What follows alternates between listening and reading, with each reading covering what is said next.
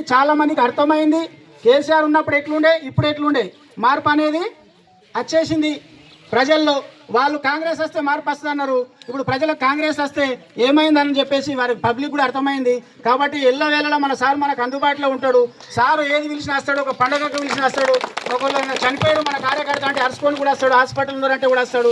మనకు అన్ని కష్టాల్లో నష్టాల్లో తోడుంటాడు. మనం ఎవరికి భయపడాల్సినటువంటి అవసరం లేదు. మనం భయపడితే భయపెడతారు. మనం భయపడకుండా ఉన్నాం కాబట్టి ఇంతదాకా వచ్చినాం. తోవ భయపడితే మనం రాజకీయం చేయకుంటుంది. కాబట్టి మీ అందరికీ మనందరికీ సార్ తోడుగా ఉంటాడు. సార్ అడుగు జాడల్లో నడుద్దాం, సార్ కోసం పనిచేద్దాం. రేపు సర్పంచ్ ఎలక్షన్లు, ఎంపీటీసీ ఎలక్షన్లు భవిష్యత్తులో వస్తాయి.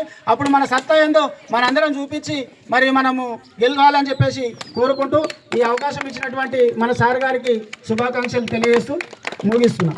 జై తెలంగాణ. కేసీఆర్ గారి నాయకత్వం.